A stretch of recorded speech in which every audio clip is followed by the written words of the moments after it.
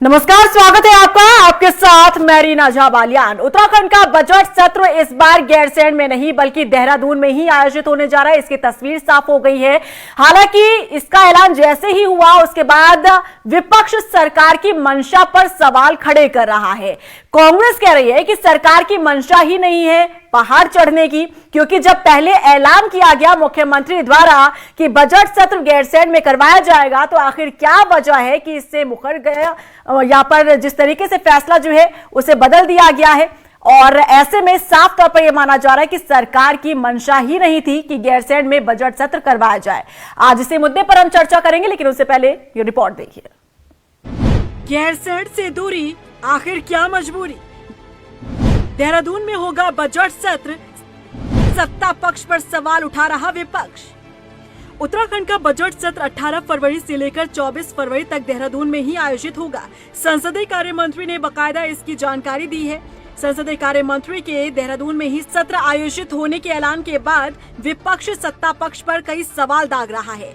गैरसैंण में बजट सत्र न करवाने को लेकर कई तरह के सवाल भी खड़े हो रहे हैं। पहला सवाल, क्या वास्तव में गैरसैंण में बजट सत्र करवाने की सरकार की मंशा नहीं थी? दूसरा सवाल, जब मुख्यमंत्री ने गैरसैंण में सत्र कराने का ऐलान किया और गैरसैंण से ही भू कानून लाने का ऐलान किया गया था, तो फिर क्यों विधानसभा अध्यक्ष ने सीएम के ऐलान को नजरअंदाज किया? क्यों महज 15 दिन पहले ही गैरसैंण में ई विधानसभा का काम शुरू किया गया? क्या विधानसभा अध्यक्ष भी बजट सत्र का आयोजन गैरसैंण में नहीं चाह रही थी? अगर मंशा थी गैरसैंण में सत्र करवाने की, तो काम पहले पूरा क्यों नहीं करवाया गया? सवाल ये भी उठ रहा है कि इस बार विधायकों को भी गैरसैंण में सत्र करवाने के लिए आखिर पत्र लिखने की आवश्यकता क्यों नहीं पड़ी? कभी ठंड के चलते, कभी चारधाम यात्रा के चलते और कभी विधानसभा में काम के चलते गैरसैंण में सत्र नहीं हो रहे हैं। गैरसैंण में विधानसभा सत्र क्यों नहीं हो सकता? विधानसभा अध्यक्ष ने इसे लेकर क्या कुछ अपील सरकार से की थी और विधानसभा अध्यक्ष की अपील पर सरकार ने फैसला लिया? संसदीय कार्य मंत्री प्रेमचंद अग्रवाल इसे लेकर क्या बयान दे रहे हैं, सुनिए। देहरादून का प्रोसेस पूरा हो गया है, भराड़ीसैंण का अभी पूरा नहीं हो पाया है। उसमें डिजिटाइजेशन के अलावा आप पत्रकारों ने ये भी महसूस किया होगा कि वहाँ साउंड एको करती है। तो इसलिए इस बार सरकार से मैं निवेदन करना चाहूंगी कि हमारे जो सत्र होने जा रहा है वो देहरादून में किया जाए, क्योंकि अभी विधानसभा सचिवालय पूरी तरह से वहाँ तैयार नहीं है। हमने भी ये समझा कि यदि हम लोग वहाँ पे सत्र करते हैं तो स्वाभाविक रूप से जो हमारे माननीय विधायकगण हैं, अन्य साथीगण हैं, उनको दिक्कत हो सकती है। आप जैसे लोगों को भी दिक्कत हो सकती है। तो हमने माननीय अध्यक्ष विधानसभा से आग्रह ये किया कि यदि वो वहाँ हम लोग सत्र कराने की स्थिति में हैं तो हम वहाँ कराएंगे। उसके बावजूद यदि माननीय अध्यक्ष जी ने कहा कि वहाँ पे काम चल रहा है, तो आप स्वाभाविक है, समझ सकते हैं। विधानसभा अध्यक्ष रितु खंडूड़ी का क्या कुछ कहना है और प्रेमचंद अग्रवाल का क्या कुछ बयान सामने आया है, ये आपने सुना। लेकिन कांग्रेस प्रदेश अध्यक्ष करण माहरा का कहना है कि ये दुर्भाग्यपूर्ण है कि मुख्यमंत्री पुष्कर सिंह धामी पहले ऐलान वो करते हैं कि बजट सत्र ग्रीष्मकालीन राजधानी गैरसैंण में ही होगा, लेकिन ना तो ग्रीष्मकालीन राजधानी में सत्र का आयोजन हो रहा है और ना ही सरकार वहाँ बैठती है। इससे ये साफ होता है कि बीजेपी के लिए केवल गैरसैंण प्ले कार्ड है, इसके अलावा और कुछ नहीं। दुर्भाग्यपूर्ण है और बीजेपी का चेहरा एक बार फिर बेनकाब हुआ है। मैं बार बार आप लोगों के माध्यम से कहते रहा कि गैरसैंण जो है इनके लिए एक प्ले कार्ड है राजनीति का, और इन्होंने ठीक चुनाव से पहले 2022 में 24 से पहले ना 2022 से पहले इन लोगों ने विधानसभा में ये पारित कराया कि ये ग्रीष्मकालीन राजधानी होगी। तब से एक भी सत्र गैरसैंण में नहीं किया है। कभी ये चारधाम यात्रा के बहाने से, कभी किसी बहाने से वहाँ को टालते रहे हैं, और अब ये फिर एक नया बहाना किया है कि सब पेपर्स की उससे हम नहीं करना चाहते काम हम यहाँ करेंगे। तो आपको 3 साल में आप क्या उसको विधानसभा को इस लायक नहीं बना पाए थे गैरसैंण के, जो आपको ये सब बहाने करने पड़ रहे हैं। उत्तराखंड की ग्रीष्मकालीन राजधानी गैरसैंण में एक बार फिर बजट सत्र आयोजित नहीं होगा, जिसके बाद से विपक्ष सरकार की मंशा पर सवाल खड़े कर रहा है। ऐसे में देखना होगा कि आखिर सरकारी अमला गैरसैंण की चढ़ाई कब करता है। रफ्तार मीडिया के लिए देहरादून से मनीष जंगवाल की रिपोर्ट। तो गैरसैंण से इस बार भी दूरी और सवाल उठ रहा है कि ऐसी क्या मजबूरी है कि जब ऐलान पहले मुख्यमंत्री की तरफ से किया गया था कि बजट सत्र गैरसैंण में ही आयोजित होगा, लेकिन उसके बाद यहां पर विधानसभा अध्यक्ष ये कहती नजर आती हैं कि वहां पर काम अभी फिलहाल चल रहा है, काम पूरा नहीं हुआ है, अधूरा काम है, इसकी वजह से देहरादून में ही बजट सत्र करवाना होगा। लेकिन अब सरकार की मंशा पर विपक्ष सवाल खड़े कर रहा है।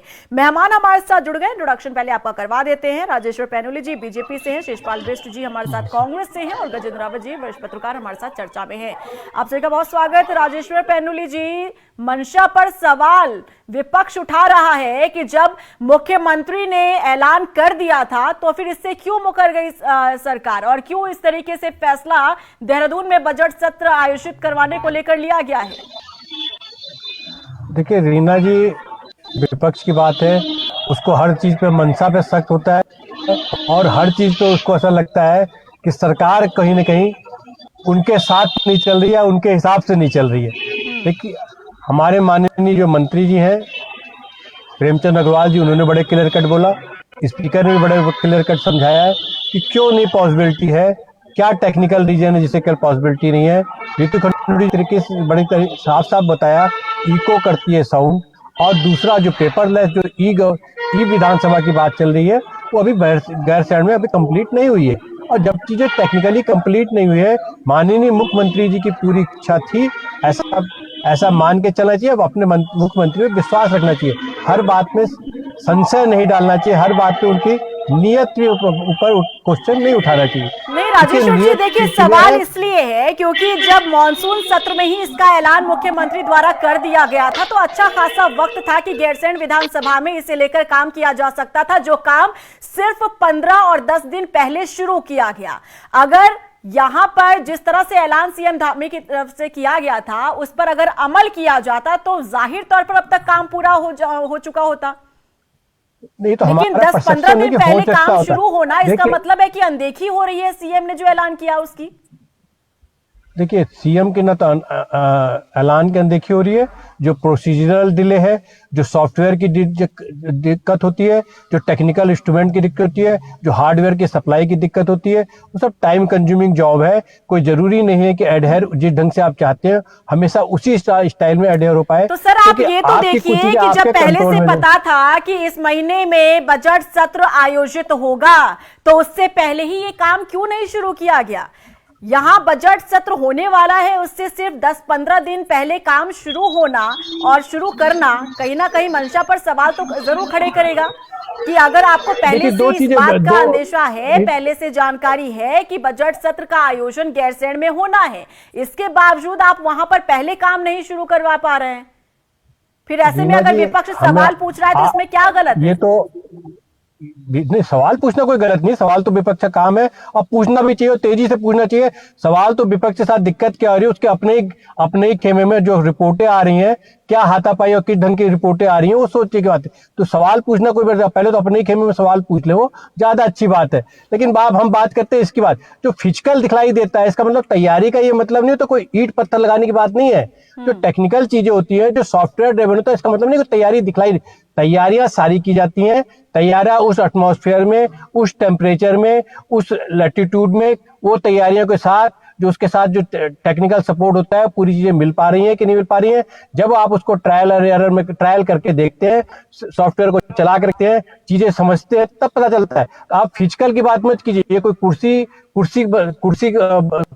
की बात नहीं जो इसको फिजिकली दिखलाई दे कि आज लकड़ी ठोकी गई, आज लकड़ी काटी गई, आज लकड़ी दिखलाई गई, ये ऐसा फिजिकल नहीं है। सॉफ्टवेयर हमेशा बैकवर्ड होता है और सॉफ्टवेयर और जो हार्डवेयर होता है वो भी ऐसा नहीं होता कि कोई वहां ये काम पहले नहीं हो सकता था। ऐसा नहीं हो सकती बात नहीं, कहना नहीं चाह रहे, आपको दिखाई दे रहा है कि प्रैक्टिकली वो पहले काम नहीं हो पा रहा होगा, जो हमें समझ में आता है। ठीक है शिषपाल जी, ये काम पहले नहीं हो पा सकता था या पहले से चला रहा है और उस टेक्निकल प्रोसेस में इतना वक्त लग गया और इस वजह से देहरादून में ही बजट सत्र आयोजित हो रहा है, ये कहना है सत्ता पक्ष के प्रवक्ता का। जवाब दीजिएगा शिषपाल जी।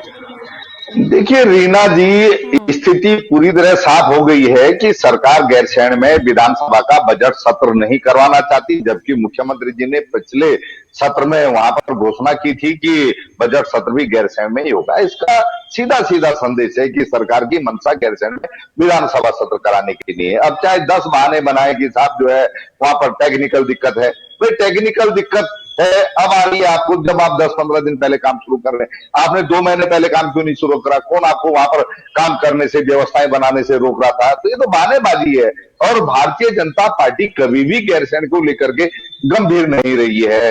अस्थायी राजधानी जरूर ग्रीष्मकालीन राजधानी घोषित की गई, लेकिन ऐसी राजधानी का क्या फायदा? आप बताइए, जहां विधानसभा के सत्र प्रॉपर ना चल रहे हो, जहां पर अधिकारी बैठने से कतराते हो, और आप खाना पूर्ति के लिए जो है वहां पर सत्र आयोजित करते हो, वो भी तब आयोजित करते हो जब राज्य के आंदोलनकारी संगठन, राज्य की जनता और विपक्ष जो है सरकार को घेर लेता है। और इस बार देखिए कितना खूबसूरत बहाना बनाया जा रहा है कि वहां पर साहब जो है इको साउंड की प्रॉब्लम आ रही थी।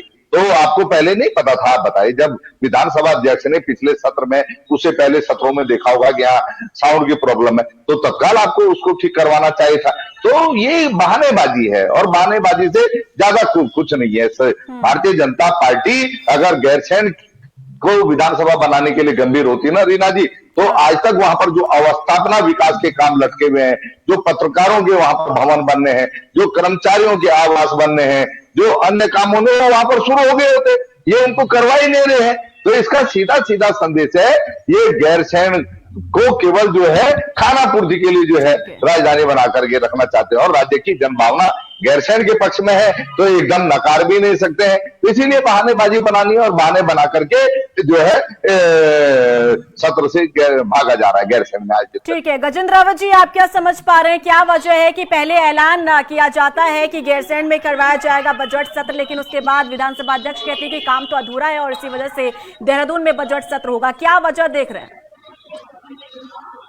विधानसभा अध्यक्ष रितु खंडूड़ी का अगर ये कहना है कि वहाँ तैयारियां पूरी नहीं है, तो ये कांग्रेस के लोग तो खैर चूंकि मिले हुए सवाल पूछेंगे नहीं, लेकिन जो मीडिया उसको जरूर पूछना चाहिए कि रितु खंडूड़ी ने पिछले 2.5 साल से नीतीश कुमार की दल बदल की फाइल क्यों दबा रखी है? जिस दल बदल के कानून के तहत उनकी विधायकी चली जानी चाहिए थी, वो क्यों नहीं है? आपने वहां से आधा लोगों को, जो अवैध भर्तियां थी, आधा को निकाल दिया और आधा को बचा लिया, कोई पूछने वाला नहीं है। इस प्रदेश में सिस्टम ये हो गया है, क्योंकि आप भी जानती है कि रितु खंडूड़ी तो बहुत बाद में उत्तराखंड में आई, जब उनको लगा कि पिताजी का रिटायरमेंट का टाइम हो गया है और ऑलमोस्ट वो रिटायर हो गए। उनका तो ये भी पता नहीं कि उनका बर्थ उत्तराखंड का, उनकी शिक्षा दीक्षा, उनकी शादी ब्याह क्या, उनके बीवी, उनके बच्चों की शादी कहाँ, किसी को कोई रिकॉर्डिया नहीं है। ये सब लोग, एक बड़ी संख्या इस प्रदेश में ये है जो लोग सिर्फ मतलब पॉलिटिक्स करने के लिए उत्तराखंड में, इसलिए हम तो ये अपेक्षा करते हैं कि वो उस सरोकार की बात करेंगे कि उत्तराखंड का भलाई किसमें है, गैर सेंटिमेंट है, गैरसैंण को जो है उत्तराखंड का जो है केंद्र बिंदु है राजनीति का, उन सब से इनसे कोई अपेक्षा करनी बहुत मुश्किल है। और सवाल इसलिए भी गंभीर है कि जिस पार्टी से शिषपाल मिश्र आते हैं, उस पार्टी के इनकी विधायक अनुपमा रावत के उस वहां की विधायक है, और उनके पिताजी का स्ट्रिंग करने वाला आदमी वहां बैठा हुआ है। दल बदल की फाइल वहां लगी हुई है, लेकिन अनुपमा रावत ने पिछले 2.5 साल में एक बार भी सवाल नहीं उठाया। जो इनके लीडर अपोजिशन है यशपाल आर्या, वो भी मिल रहे हैं, उन्होंने भी पूछा कि मैडम आप बताइए कि ये फाइल दबाने का मतलब क्या है। जो उनसे पहले के वो लीडर अपोजिशन है प्रीतम सिंह से पूछिए कि आपको जो है यमुना कॉलोनी में मंत्री स्तरीय बंगला किस कृपा के आधार पर दिया? क्या उन्होंने पूछा कि आखिरकार विधानसभा अध्यक्ष उन फाइलों को दबाकर क्यों बैठी है? तो सवाल सिर्फ इतना नहीं है कि आज सत्र यहाँ हो जाएगा, वहाँ जो है सारा कंप्यूटराइजेशन हो जाएगा, सारा ई पेपर हो जाएगा, पेपर फ्री हो जाएगा, इससे कुछ बहुत ज्यादा होने वाला नहीं है। सवाल यह है कि गैरसैंण या देहरादून में जो सत्र हुए, उन सत्रों में इन विपक्ष के लोगों ने सत्ता के साथ मिलकर जो खेल किया है, इसका कब पर्दाफाश होगा? और आखिरकार क्या ये डेमोक्रेसी इस दिन के लिए बनी थी? ये विधानसभा इसलिए बनी, और जो 42 लोगों ने शहादत दी वो इसलिए दी ये लोग मिलजुल के भाई भतीजावाद में वो सरकार चला रहे। अभी देखिएगा आप, जिस दिन जो विधानसभा सत्र शुरू होगा, उस दिन आपको नेता प्रतिपक्ष यशपाल आर्य और मुख्यमंत्री पुष्कर सिंह धामी की फोटो दिखाई देगी, सुबह सुबह दूसरे गले मिलते हुए दिखाई देंगे। आपको लगेगा कि जो सवाल पूछे जाने चाहिए प्रदेश के, उन सवालों को लेकर हमने ये मान लिया कि सत्ताधारी दल के विधायक हैं, वो तो सत्ता के बहुत से दबे हुए हैं, उनके लिए मना ही है, कुछ बोलना नहीं है।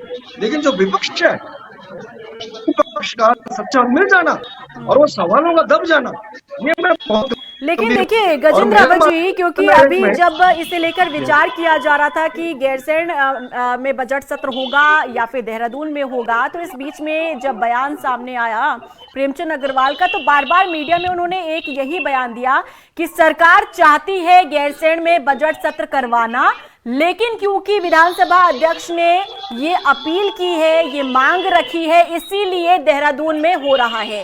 यानी कि एक तरफ यहाँ पर बचाव के साथ भी सत्ता पक्ष चलता हुआ नजर आ रहा है कि सरकार तो चाहती है, लेकिन विधानसभा अध्यक्ष जो है उनकी अपील पर यहाँ पर मुहर लगाई गई है। तो इससे क्या समझा जा सकता है? नहीं मैडम, हाँ, ये मैं इसका एक उदाहरण बताता हूँ आपको। जी, रितु खंडूड़ी जो विधानसभा अध्यक्ष है, हाँ, उन्होंने एक कमेटी बिठाई। उस कमेटी ने संस्तुति करी कि पहले दिन से लेकर आखिरी दिन तक जितनी भर्तियां विधानसभा में हुई सारी अवैध है। उन्होंने आधे को बाहर निकाल दिया, आधे बचा लिए। बचा इसलिए कि वहां सुबोध उनियाल का साला है, वहां महेंद्र भट्ट का भाई है, वहां सुनील उनियाल गामा की बीबी है, तो आधे लोगों को बचा लिया। जो अनिर्णय वाली आधा निर्णय वाली स्थिति है, वो इस बात से समझिए, वो विधानसभा अध्यक्ष कहती है कि पिछले 2.5 साल से उनको लीगल राय नहीं मिल रही है। तो जब देहरादून जैसी जगह पर बैठकर आपको दल बदल वाली फाइल पर लीगल राय नहीं मिल रही है, तो इसका मतलब समझा जा सकता है कि आप किसका बचाव कर रही हैं। तो सवाल ये संवैधानिक सवाल है, संवैधानिक पदों पर बैठे लोगों का सवाल है। इसलिए ये जो बहानेबाजी आज की जा रही है कि नहीं साहब, कभी कह रहे वहां गैरसैंण में ठंड लग जाएगी, कोई कह रहा गाड़ी का एक्सीडेंट हो जाएगा, मर जाएंगे, फिर कहते हैं वहां डॉक्टर्स नहीं है, फिर कह रहे हैं वहां बढ़िया खाना नहीं मिल रहा है। इनके पास बहुत सारे बहाने हैं, क्योंकि इन सब लोगों को बिना किए हुए वो लहरों के नाम पर जो वोट पड़े उसमें जीत कर आ गए। और इसलिए मेरा मानना है जो सत्ता है वो तनाशाह होती है। ये व्यावहारिक सवाल जानता है कि वो एक काम करती है, लेकिन उससे ज्यादा घातक मैं इस बात को मानता हूं कि जब विपक्ष के लोग, वो विपक्ष के विधायक, वो बहुत पुराने विधायक जो कहते हैं 5, 6, 7 बार का विधायक हूं, इनके बड़े बड़े नेता, वो उसी सरकार में शामिल हो गए, वो उन्हीं के साथ उनके हाँ में हाँ मिला रहे और उनको उनसे सवाल नहीं पूछ रहे हैं कि पिछली बार आपने क्या कमिटमेंट किए थे, वो कहां पूरे हुए। और आज की तारीख में भी जो कमिटमेंट, एक एग्जांपल है मैडम, मुख्यमंत्री पुष्कर सिंह धामी ने सदन में खड़ा होकर कहा था कि जिन बेरोजगार युवाओं पर जो है मुकदमे लगे हैं उनको हम एक लाइन पे सब समाप्त करते हैं, वो बेचारे आज मुकदमे चल रहे हैं। तो मुख्यमंत्री ने जो सदन में जो बात कही है उसको भी इम्प्लीमेंट आप नहीं करवा पा रहे। तो ये कैसी सत्ता चल रही है, कैसा जो इनका मित्र और मृत विपक्ष है, ये इस प्रदेश के लिए मैं ज्यादा घातक मानता हूं। ठीक है राजेश्वर पैनुली जी, क्योंकि देखिए एक बार आप लोगों ने जनता का विश्वास जीतने का तो काम किया कि आप लोगों ने ग्रीष्मकालीन राजधानी बनाया गैरसैंण को, लेकिन उसके बाद से हमने देखा किस तरीके से समय समय जब मौका मिला पहाड़ चढ़ने का, तब तब कभी न कभी सत्ता पक्ष जो है वो बचता हुआ नजर आया। कभी विपक्ष ये कहता हुआ नजर आया कि ठंड लग जाएगी, इस वजह से वहां हम नहीं जा पाएंगे। कभी ये कहा जाता रहा कि वहां चारधाम यात्रा चल रही है, ऐसे में व्यवस्था जो है वो डिस्टर्ब हो जाएगी, इसलिए वहां सत्र नहीं हो सकता है। तो ऐसे में क्या ये बचने की कोशिश की जा रही है? और आप लोग तो एग्जाम्पल सेट ही नहीं कर पा रहे ना। सत्ता पक्ष जब तक पहाड़ नहीं चढ़ेगा तब और जनता कैसे पहाड़ चढ़ने को तैयार होगी? एग्जाम्पल सेट तो आप लोगों को करना होगा, लेकिन सिर्फ इतने से ही काम हो जाएगा क्या कि सिर्फ गैरसैंण को ग्रीष्मकालीन राजधानी आप लोगों ने बना दिया, लेकिन उसके बाद मुड़कर आप लोग देखने को तैयार नहीं? कभी जाते हैं 2 दिन के लिए, कभी 1 दिन के लिए। देखिए रीना जी, जहां तक देखिए हमें हर बार जो चीज हमने लॉजिक दिया या सत्र नहीं हो पाया वो अपने आप में वैलिड है कि नहीं, हमें उस पे सोचना चाहिए। हम इसको ये नहीं कह सकते कि आपने पिछले 10 बार आपने डेट ली थी, अब 11वीं बार क्यों। अगर कोई वैलिड रीजन है तो आप वैलिड रीजन के साथ चलिए। इस बार भी एक वैलिड रीजन है, क्यों नहीं हो सकता वो आपको बताया गया। ये वैलिड रीजन है, रीजन वैलिड है कि नहीं आप उस पर कर सकते हैं, उस पर समझते हैं, उस पर बातें कर सकते हैं। जैसे अब गजेंद्र जी जो है इशू बहुत से लाके लेकर के आए, वो मुझे लगता है आउट ऑफ कॉन्टेक्स्ट है, शायद उस पर अलग से एक बार वेट करा लेनी चाहिए और तुम्हें समझ लेना चाहिए कि वो क्यों नहीं हो पाया। वो बात भी वो भी एक बार वो भी एक बार कभी न कभी जो है वो भी बात कभी न कभी कर लेनी चाहिए, क्योंकि उस पर एक अलग से चीजें आगे बात कर। जहां तक इस बार की बात है, इस बार पाया क्यों नहीं हो पा रहा है उसका आपको सीधे सीधे कि क्या प्रैक्टिकल इश्यूज है। आप प्रैक्टिकल इशू नजरअंदाज नहीं कर सकते, प्रैक्टिकल इशू को हटा नहीं सकते। आप ये कहने के लिए, समझने के लिए आप सवाल पूछ सकते हैं, लेकिन जिस ढंग से इल्जाम लगाती है कि जी नियत ठीक नहीं है, मुझे लगता है वो गलत शब्दों का इस्तेमाल कर, नियत का इससे कोई लेना देना नहीं है। आप नहीं तो देखिए ना राजेश्वर जी, गैरसैंण को हमेशा इंतजार होता है कि अब सत्र होगा, अब यहाँ पर पूरा सरकारी अमला जो है वो पहुंचेगा, भले ही 2-3 दिन के लिए, भले ही 5 दिन के लिए, 6 दिन के लिए वहां पर रोशनी रहेगी, हलचल रहेगी। उसके बाद फिर क्या होता है, फिर पहाड़ से नीचे उतर जाते हैं सभी लोग और गैरसैंण फिर से उसी तरीके से वीरान हो जाता है। और तभी अब तक भी ये सवाल बना हुआ है कि गैरसैंण को आखिर क्यों गैर समझा जा रहा है, क्योंकि एग्जाम्पल सेट ही नहीं कर पा रहे हैं आप लोग। त्रिवेंद्र सिंह रावत ने 26,000 करोड़ का एक बजट जारी किया था, याद होगा जब आपको, गैरसैंण के विकास मैप को तैयार करने के लिए। उस बजट का क्या हुआ, कितना काम हुआ, इसकी कोई अभी तक जानकारी सार्वजनिक नहीं की गई है। तो ऐसे में गैरसैंण अपने आप को गैर ना समझे तो और क्या समझे? देखिए, न तो हम लोग के लिए गैरसैंण गैर है, और हम लोग भी सब के सब, चाहे मुझे व्यक्तिगत, चाहे बिष्ट जी की बात मान लीजिए, हम लोग इमोशनली इन्वॉल्व हैं। हम सब के सब चाहते हैं कि गैरसैंण राजधानी हो। इतना कह देने भर से नहीं होता राजेश्वर जी, तभी मैं बार बार कह रही हूं कि एग्जाम्पल तो सेट करना होगा, क्योंकि जब मुख्यमंत्री ने ऐलान किया तो क्या वजह है कि वहां पर नहीं हो पा रहा है बजट सत्र? क्यों यहाँ पर आधा अधूरा काम जो है इसे बीच में लाया जा रहा है कि वहां अधूरा काम है, इसकी वजह से देहरादून में ही बजट सत्र करवाना होगा? सरकार तो कह रहे, प्रेमचंद अग्रवाल बार बार कह रहे हैं कि हम तो तैयार है वहां पर काम करवाने के लिए, हम तैयार है वहां बजट सत्र करवाने के लिए, लेकिन क्योंकि विधानसभा अध्यक्ष ने मांग की है, अपील की है, इस वजह से देहरादून में ये करवाना पड़ रहा है। बहरहाल समय यहाँ पर हो रहा है, मैं जल्दी से कॉमेंट, ठीक है, जल्दी से कंप्लीट कीजिएगा पैनल जी, फिर मैं आगे बढ़ती हूँ। हमें अपने जो विधानसभा स्पीकर पे विश्वास रखना चाहिए, उनके शब्दों पे विश्वास रखना चाहिए और विश्वास के साथ कायम रहना चाहिए।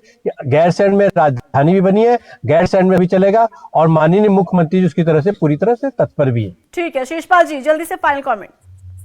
देखिए रीना जी, सरकार कह रही है कि वो गैरसैंण में बजट सत्र कराने के प्रति गंभीर है, लेकिन हकीकत ये है कि गैरसैंण में बजट सत्र आयोजित नहीं हो रहा, दूसरा कोई भी सत्र वहां पे आयोजित नहीं हो रहा, और सरकार लगातार गैरसैंण के नाम से ही बिदक रही, भाग रही, वहां से भागने के बहाने बार बार तलाशती है। ये हकीकत है, कड़वी हकीकत है। इससे जो है भारतीय जनता पार्टी चाहे जितना भी इनकार करे, लेकिन इस हकीकत को राज्य की जनता जानती है। 8 साल हो गए हैं प्रचंड बहुमत की सरकार को, और कितना समय चाहिए भाई आपको गैरसैंण में अपना विकास के काम पूरे करने के लिए, वहां की जो है साउंड सही करने के लिए, वहां पर विधिवत विधानसभा सत्र आयोजित करने के लिए। कुल मिलाकर के बात यह है कि सरकार गैरसैंण के प्रति गंभीर नहीं है, गैरसैंण को गैर मानती है, और इनकी मंशा ही नहीं है, क्योंकि इनके दिल्ली में बैठे हुए आका गैरसैंण के मामले में जैसी बात आती है वो बिदक कहते हैं नहीं नहीं नहीं नहीं भाई, राजधानी देहरादून के बाहर नहीं झांक रहा है। जब ज्यादा हो हल्ला हो, विपक्ष ज्यादा घेरे, आंदोलनकारी संगठन उठाए, तो 2 दिन के लिए गैरसैंण चले जाया करो। यही हो रहा है गैरसैंण के बारे में। और गजेंद्र रावत जी सच है कि अब राज्य की जमीन के जांच में कितना आएगी। ठीक है, गजेंद्र रावत जी फाइनल कमेंट। मेरा राजेश्वर पैनल से अनुरोध है कि वो दल बदल कानून का जो फाइल है, जो कानून है, उसको जरूर, जो लीगल राय रितु खंडूड़ी को नहीं मिल पा रही है, अगर वो उनको दे देंगे तो मुझे लगता है कि जो आदमी बंदूक लेकर सड़क पर दौड़ रहा है, धमका रहा है, निश्चित रूप से इस प्रदेश में एक अच्छा मैसेज जाएगा। और ये भी जाएगा कि ये सरकार सिर्फ कहती नहीं है बल्कि वो काम करके दिखाती है। और एक बहुत स्पष्ट बात है कि अगर बार बार आप तारीख पे तारीख लगाएंगे तो न्याय कब करेंगे? अगर आप न्याय करना चाहते हैं, उस लीगल राय को जो है सामने रखा जाना चाहिए। और ये गैरसैंण को लेकर जो बहानेबाजी की जा रही है, इस बहानेबाजी को बंद करने का समय आ गया है। चलिए, बहुत शुक्रिया आप सभी मेहमानों का चर्चा में जुड़ने के लिए। तो बजट सत्र उत्तराखंड का इस बार अब देहरादून में हो रहा है। हालांकि मुख्यमंत्री ने पहले कहा था कि गैरसैंण में होगा, लेकिन क्योंकि विधानसभा अध्यक्ष रितु खंडूड़ी ने कहा कि वहां पर काम अभी अधूरा है, इसी वजह से वहां पर नहीं कराया जा सकता। वैसे में विपक्ष लगातार सरकार की मंशा पर सवाल खड़े कर रहा है, और इसी के साथ कई तरह के सवाल भी खड़े हो रहे हैं कि आखिर ये दूरी क्यों है, पहाड़ चढ़ने को आखिर सरकारी अमला जो है वो तैयार क्यों नहीं हो रहा है। बहरहाल देखना होगा कि इसे लेकर और किस तरीके से सियासत गर्माती नजर आती है। नमस्कार।